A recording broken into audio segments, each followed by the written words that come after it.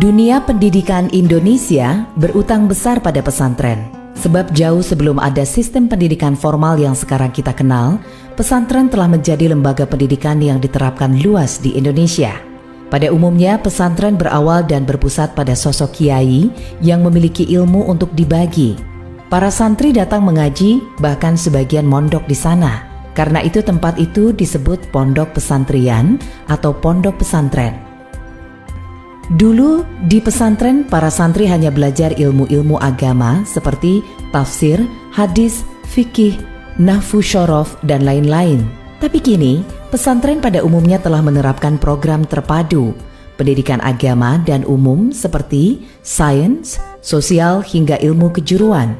Maka tak heran jika kini lulusan pesantren memiliki kesempatan yang sama dengan sekolah umum. Banyak lulusan pesantren yang kuliah di perguruan tinggi umum seperti ITB, UI, UGM, dan lain-lain. Lulusan pesantren selain tersebar di Mesir, Timur Tengah, juga tak sedikit yang kuliah di Eropa dan Amerika. Alumni pesantren bukan hanya jadi dai dan ulama, tak sedikit yang menjadi pengusaha, pejabat, bahkan presiden. Metode pembelajaran pesantren awalnya bersifat personal dan informal yang disebut dengan sorogan. Kiai mengajarkan materi sesuai dengan capaian dan kemampuan si santri. Tapi kini, pada umumnya, pesantren telah menerapkan metode pengajaran klasikal seperti sekolah pada umumnya.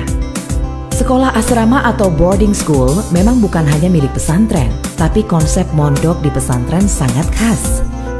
Bukan hanya melatih kemandirian, tapi juga melatih kedisiplinan ibadah ritual dan pembentukan spiritual.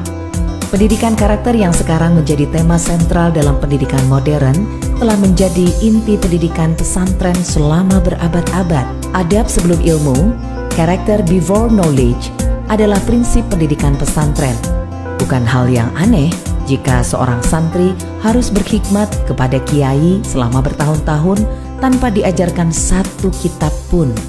Kiai bertujuan membentuk adab sang santri sampai betul-betul siap menerima ilmu. Karena tujuan pendidikan bukan hanya taklim, pengajaran, tapi juga takdib, pembentukan karakter. Jika sekolah modern kini tengah ramai-ramai back to nature dengan konsep sekolah alam, maka pesantren sejak dulu telah bersatu dengan alam. Pesantren bukan tempat yang terisolasi dari alam sekitar. Masjid, asrama, sawah, dan kebun selalu menjadi kesatuan yang tak terpisahkan membentuk lingkungan pesantren. Kegiatan belajar tidak terbatas pada mengaji di surau, tapi juga menggarap lahan, memelihara lingkungan adalah bagian pembelajaran di pesantren. Di tengah komersialisasi pendidikan yang menempatkan sekolah sebagai wilayah elit yang tak peka sosial, pesantren menunjukkan sebaliknya. Tak ada benteng yang memisahkan pesantren dari lingkungan sekitar. Pesantren selalu menjadi bagian dari masyarakat, aktif dalam pemberdayaan ekonomi dan melestarikan budaya lokal. Santri-santri disebar ke masyarakat bukan hanya untuk berceramah, tapi juga untuk mengabdi. Pesantren mengajarkan Islam hingga intinya, yaitu sebagai agama rahmatan lil alamin. Memperjuangkan kemanusiaan, menghormati perbedaan, menumbuhkan cinta tanah air. Sejarah membuktikan para kiai dan santri berada di barisan depan membela republik ini bersama semua elemen bangsa tanpa melihat perbedaan.